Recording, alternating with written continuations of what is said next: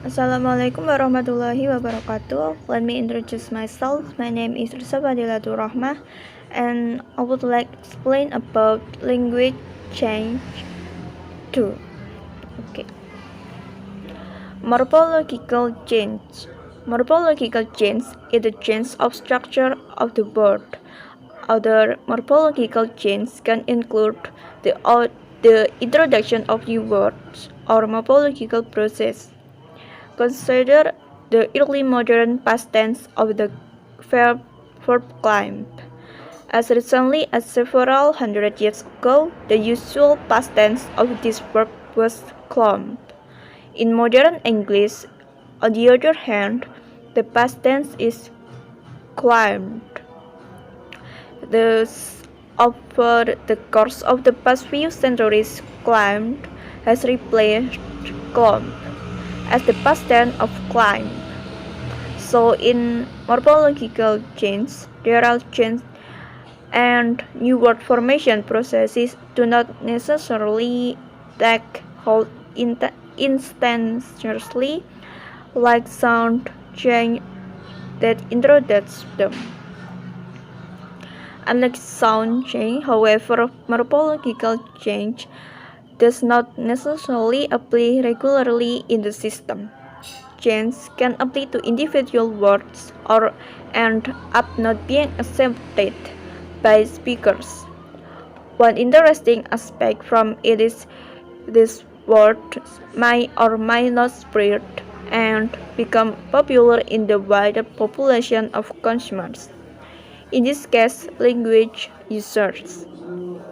Example: we know that there was a time in recent American popular usage when the suffix "egg", as in established lexical items like milk and raw egg, was applied productively to words from several parts of speech classes to form new nouns meaning some unspecified amount of root.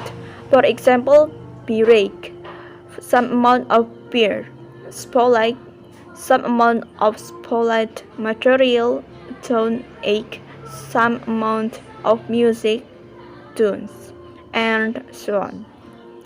These words were acceptable on a socially and perhaps regionally limited basis, that is, they are not equally known to or used by all speakers of English.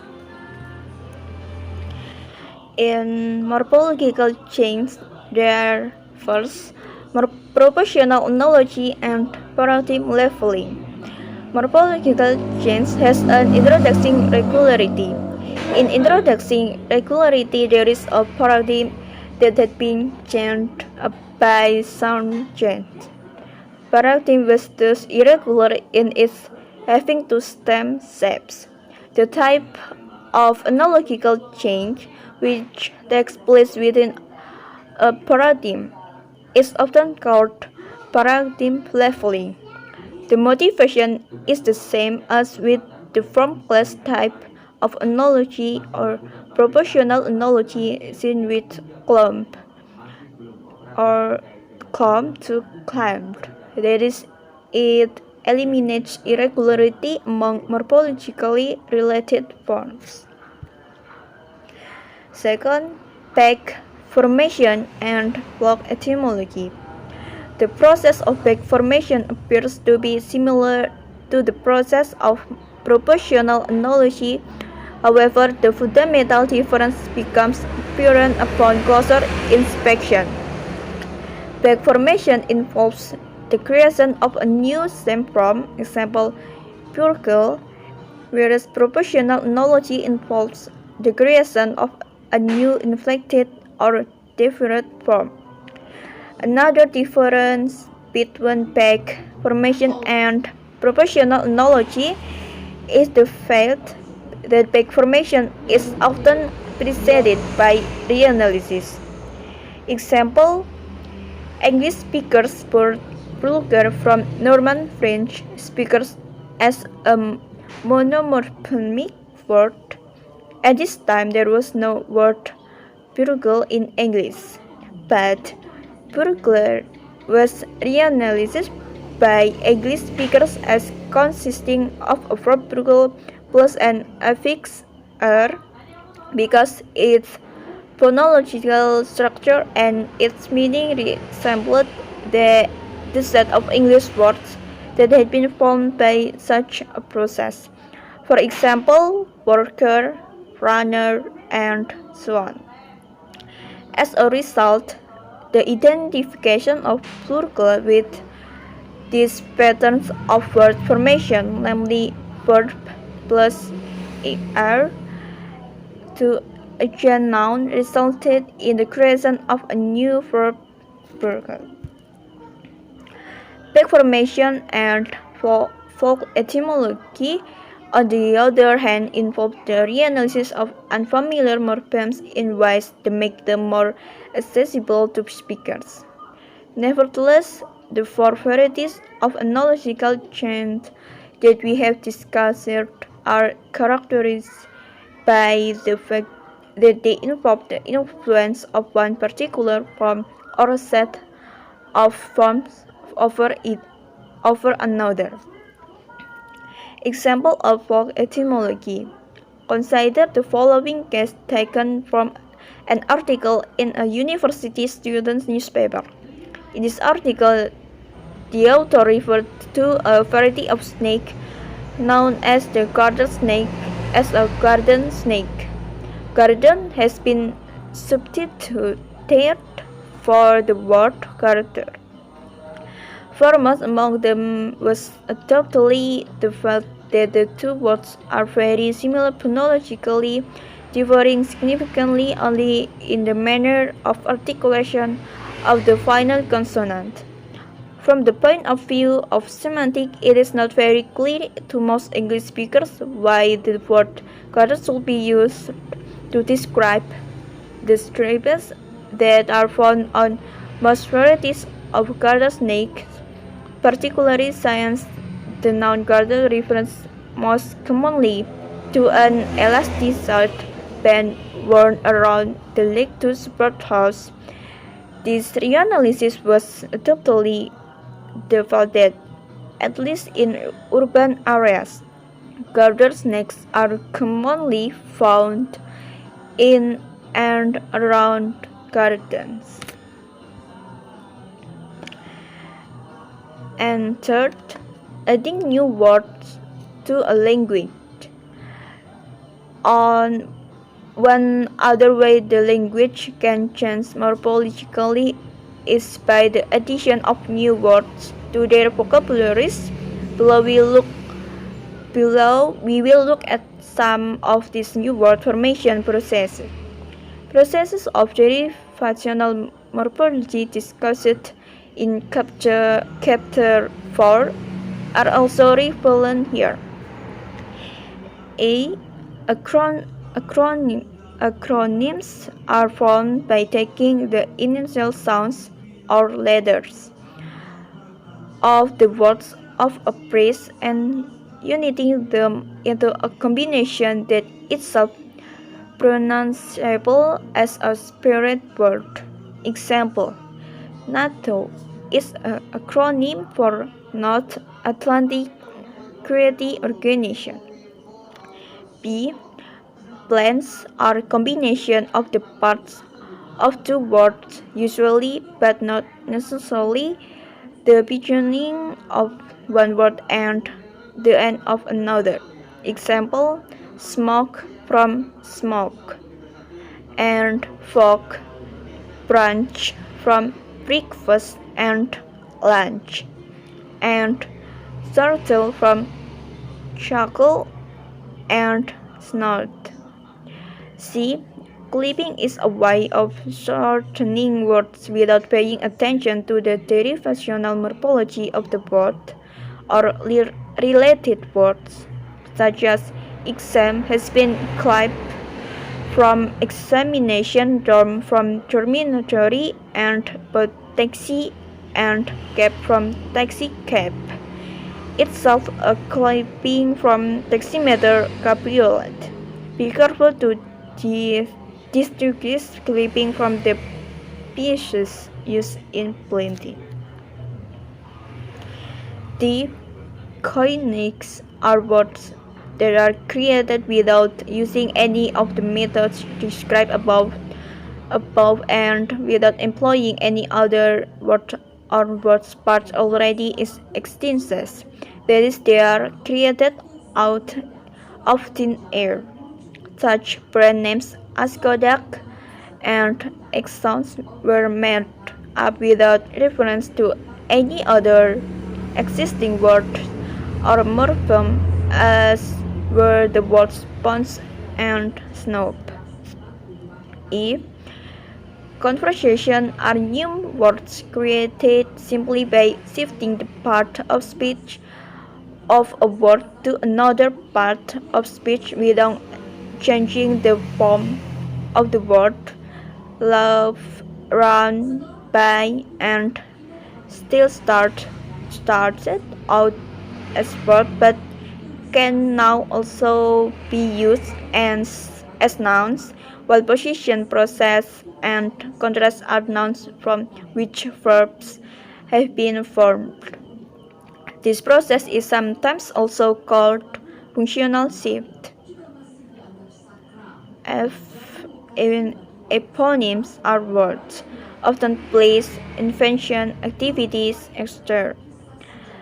that are named for persons somehow connected with them. For instance, Washington DC for George Washington and District of Columbia for Christopher Columbus, German Kaiser and Russian Tsar for Julius Caesar, and the units of measurement and word for George Simon and James Watt, respectively. Synthetic change. Defeating synthetic change. In synthetic change, the primary data that historical linguists deal with are change in the variety of elements that go into the synthetic structuring of a sentence. These include, but are not restricted to, change in word order, change in the use of morphemes that indicate relation among words in a sentence. Example: agreement marking on a verb caused by the occurrence of a particular noun or on an adjective caused by the noun it modifies, and change in the arguments of words. Example: the adjective worthy requires the preposition of as in worthy of consideration, the verb believe that occur with a that clause following it. Change in word order. One example of synthetic change in earlier texts of English. It was quite usual, though not obligatory, for a possessive determiner to follow the noun it modified in the opposite order from what the rule is today. Thus, where currently we say our Father, in Old English the phrase was usually Father or. One way of describing this change is to say that the generalization about the placement of word in such noun phrase has changed. Thus, one of the two possible structure for a noun phrase in Old English was: number 1, noun phrase; 2, noun plus determiner. The structure, however, is not a part of the grammar of modern English. Instead, the modern phrase structure rule for a noun phrase has 2 as one of its possibilities. Number 2, noun phrase, 2 determiner plus noun. Similarly, in early stage of English, in an imperative command, sentence the pronoun you. If expressed at all, could appear either before or after the verb. Well, today, such a pronoun regularly precedes the verb, so that you go is acceptable while go you is not. Look at another very dramatic synthetic change in English has been the positioning of main verbs in question and negative statements. In modern English, if a statement lacks an auxiliary verb, a verb such as will, can, or have, then the word do must be used in forming a question or a negative sentence. Compare number 3 and 4 with 5. You can look this. There is no did in they went. It is inserted in the question and the negative. Change in co-occurrence. In modern English, it's a noun phrase such as our father has the same form regardless of whether it is subject or an object. As in 7, rather, it is positioned in a sentence that tell us whether it is subject or the object. Subject, our father drinks a lot of coffee. Object, we love our father. Example of co-occurrence. As noun which literally is I'm not worthy, can I be called your son? The modern English equivalent of this sentence talk is I am not worthy to be called your son, indicating that the co-occurrence requirement of worthy has changed from permitting a following that clause to allowing only initial clauses with a plus of verb. Causes of synthetic change. A few words on the causes of synthetic change are in order. As with all other language change, there are both language internal and language external causes of synthetic change. This word order change in specific synthetic environments and phrases. An example is the case marking distinction involving who versus whom in modern English, where the use of one as opposite to the other in a sentence such as tell me who or whom you saw yesterday is tied to such socially relevant factors as speakers' educational level, their attitudes toward education, the impression they wish to convey, and the like. Semantic change. Changing the meaning of words. The semantic system of language, like all other aspects of its grammar, is subject to change over time. As a result, the meanings of words do not always remain consonant from one stage of the language to the next. The motivating factors behind semantic change are not well understood. Such change sometimes result from language context or company technological innovation or migration to new geographic regions. In each of these cases, the introduction of a new object or concept into the culture may initiate a change in the meaning of a word for a related object or concept, though this does not always occur. Semantic extension. Extensions is meaning occur when the set of appropriate context or reference for a word increase.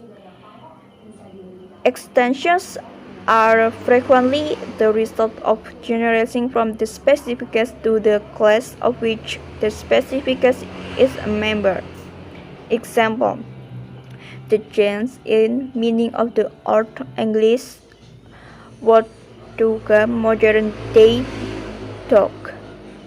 In Old English, dog referred to a particular breed of dog, while in modern usage it refers to the class of dogs as a whole. Thus, the set of contents in which the word may be used has been extended from the specific case, a particular breed of dog, to general class all dogs, dogs in general. Semantic reduction. Reduction occurs when the set of appropriate contents or reference for a word decreases. Historically speaking, this is relatively less common than extensions of meaning, though it still occurs fairly frequently. An example of a semantic reduction would be the Old English word hunt, modern day hound. While this word originally referred to dogs in general, its meaning has now been restricted, for the most part, to a few particular breeds of dogs. Thus, its usage has become less general over time. Semantic elevation. Semantic elevation occurs when a word takes on somewhat grander or more positive connotation over time.